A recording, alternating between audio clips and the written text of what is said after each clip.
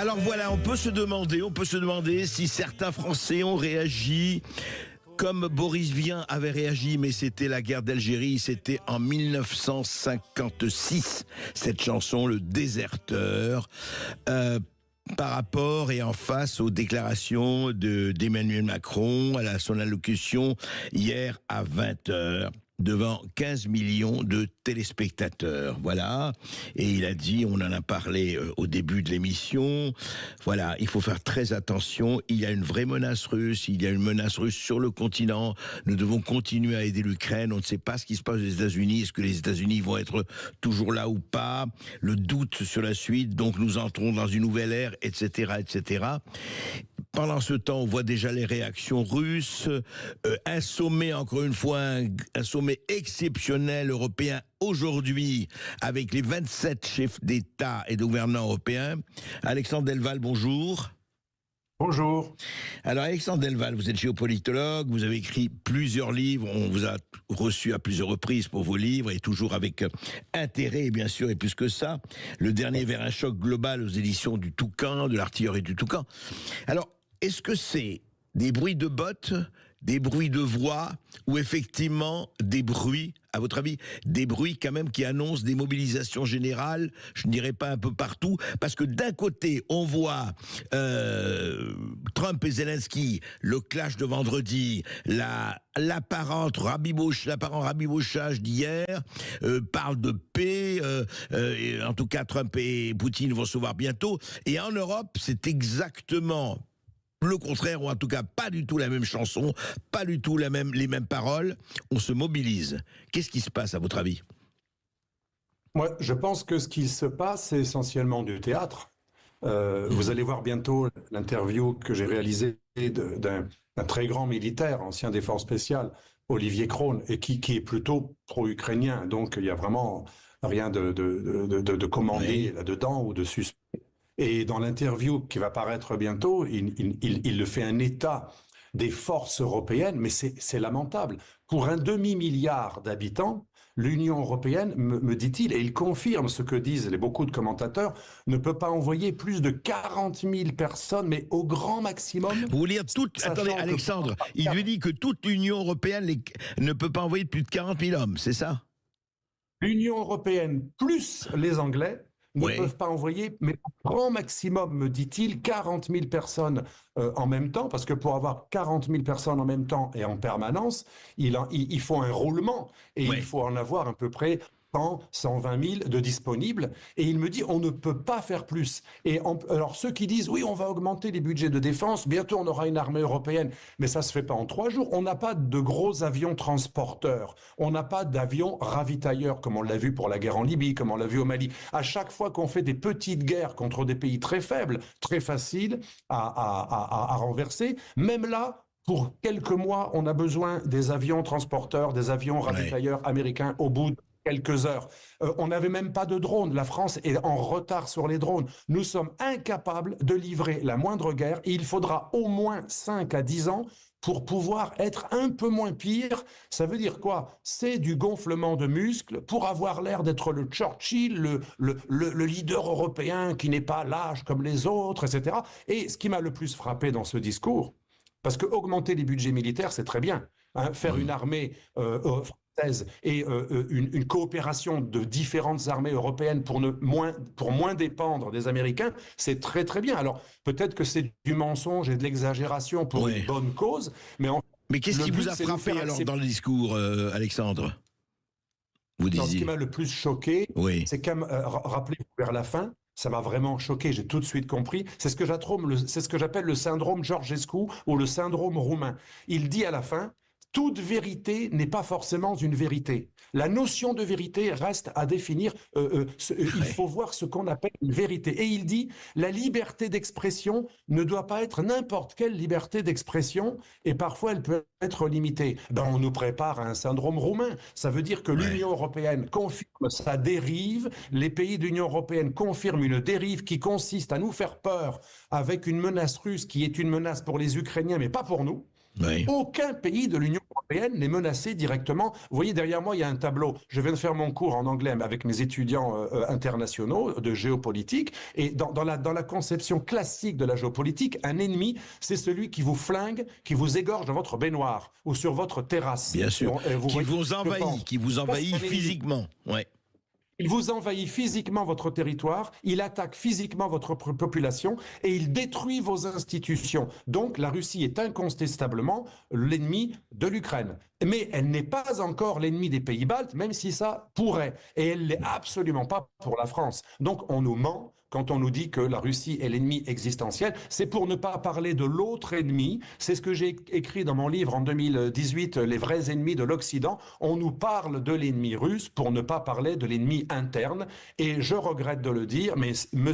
Vance a tout à fait raison lorsqu'il a dit aux Européens, la menace existentielle qui peut vous faire disparaître, ce n'est ni la Chine et sa concurrence, ça c'est un problème économique, ni la Russie, sauf pour l'Ukraine, parce que là il parlait à l'Union européenne, bien sûr.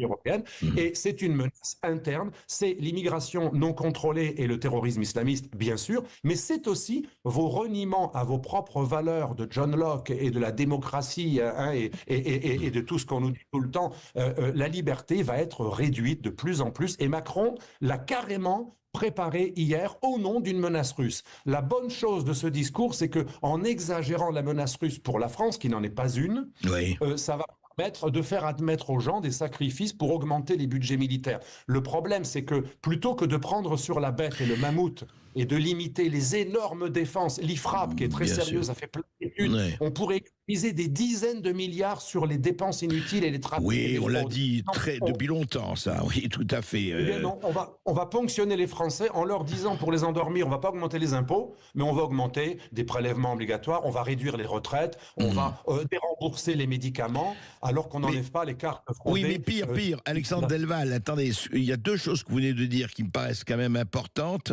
C'est que, en fait, sous le prétexte de combattre la Russie, on va combattre la liberté d'expression, quelque part. Je veux dire, en schématisant. Regardez, un exemple concret que même un anti-russe pourrait dire, un anti-russe primaire pourrait dire. On n'a jamais interdit Al Jazeera, une télévision qui a relayé Ben Laden pendant des années et qui a fait le relais des révolutions arabes au profit des frères musulmans. Al Jazeera, le pays qui aide les talibans et les Somaliens djihadistes, les fameux pirates somaliens djihadistes, d'Al-Shabaab, etc. Al Jazeera n'a jamais été interdite. Et une dizaine de chaînes arabes développent chaque jour, même sur des fréquences libres, même pas payantes, des déversements de haine antisémite. Ça n'a jamais été interdit. Et Al Jazeera, qui a carrément aidé des terroristes, qui a relayé également le Hamas, mais pas que le Hamas, je parlais des Shabab et des Daesh et compagnie. Mais par contre, on a interdit RT, qui ne menaçait pas existentiellement les Français en les attaquant sur les terrasses. Là, on a interdit RT. En Roumanie, on a arrêté et mis en résidence surveillée. On a empêché quelqu'un qui remontait dans les sondages après l'annulation de sa première victoire. On nous prépare à ce que ça devienne normal dans les pays européens de faire taire des gens qui n'ont pas un discours atlantiste, l'atlantisme devenant de plus en plus européiste, puisque si Trump lâche un peu l'atlantisme deviendra la structure de défense unique de l'Union européenne. Mais alors justement, Alexandre Delval, c'est très intéressant, intéressant, en même temps très préoccupant et peut-être même terrifiant, ce jeu à front renversé. C'est-à-dire comment même où Trump dit, écoutez, pour des raisons d'ailleurs pas seulement évidemment morales et autres, des zones d'intérêt, je me retourne moi vers l'Asie, je vais m'occuper effectivement de l'Amérique et de faire que l'Amérique est sans dépenser. Est-ce que ça peut aller sans dépenser des sommes folles pour l'Ukraine? Est-ce que ça peut aller, à votre avis, au moment où effectivement les chefs d'État et de gouvernement européens vont se réunir en session extraordinaire, en conseil extraordinaire, pour dire voilà ce qu'on va faire pour l'Ukraine et en tout cas vis-à-vis de la Russie, en même temps, lui, il va voir Poutine d'ici 2 semaines ou 3 semaines, je parle de lui, Trump bien sûr. Et en même temps, on nous dit ici, vous avez entendu, il faudra, et un certain certain, comment dirais, président de banque a dit, il faudra puiser dans l'épargne des Français pour soutenir l'effort de guerre. Hein. C'est même pas une question d'impôt, c'est une question de puiser dans l'épargne des Français. Ça va quand même très loin. Est-ce que, à votre avis, ça reste de l'ordre du gonflement de biceps et du jeu des effets de manche, ou effectivement ça peut déboucher de part et d'autre sur autre chose?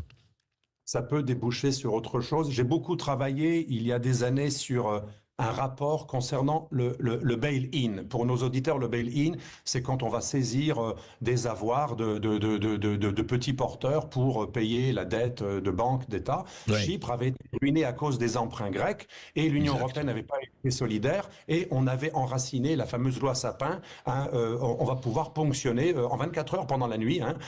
Moi, j'ai une amie chypriote qui avait gagné cet argent tout à fait honnêtement. C'était pas des oligarques russes comme on a dit. Ouais, elle a perdu de nuit 2 millions d'euros. Elle a perdu toutes les économies de sa famille dont elle avait hérité. Eh bien, on nous prépare à ça. Quand je parle à des banquiers, ils me disent très souvent, bientôt, l'idée de l'Union européenne, c'est de supprimer le liquide pour l'hypercontrôle par les traçages, etc. Ouais. Et bientôt, nous préparer à ce que les riches soient ponctionnés s'ils ne veulent pas. Effectivement, on ne va pas augmenter les impôts, mais d'ailleurs, on nous l'a annoncé hier, on a dit qu'il faudrait que les milliardaires participent à l'effort de défense, qu'ils donnent une partie de leur... Vous verrez, dans un temps pas si lointain, on nous préparera des ponctions. Dans la nuit, on se réveillera, on a tout ce qui sera au-dessus de 100 000 euros, parce que c'est la loi, au-dessus de 100 000 euros, si ce n'est pas un compte société, si ce n'est pas des titres, mais un compte courant, on pourra vous prendre ce qui dépasse 100 000 euros. Alors, il y a beaucoup de gens parmi nos auditeurs qui vont me dire, tant pis pour eux, moi, je n'ai même pas 20 000 euros, je les comprends. Mais pour celui qui a mérité beaucoup bien sûr, et qui a travaillé toute sa vie et qui a fait tout ce qu'il y avait à faire, bien sûr, et ils sont nombreux. Absolument. Donc, on nous prépare à des ponctions sur nos remises en question de la liberté et de propriété. D'ailleurs, l'idée de prendre les avoirs russes et non pas uniquement les intérêts ou de s'en servir pour des garanties, pour des prêts pour financer la défense, c'est déjà le début d'un vol. Mais imaginez les autres pays du monde qui ne sont pas très démocrates. Ils ne voudront plus placer dans la zone Europe. Bien sûr. L'Europe va devenir une zone qui est synonyme de confiscation d'avoirs et non sécurité juridique. Donc pour vous, Alexandre Delval, au fond, aujourd'hui, on voit cette espèce d'extraordinaire renversement et bouleversement. En fait, est-ce que l'Europe n'est-elle pas en train, enfin l'Union européenne, disons, et l'Angleterre aussi, en l'occurrence, qui n'appartient plus à cette UE, n'est pas en train de quoi? D'essayer, c'est une fuite en avant pour l'Europe, c'est quoi?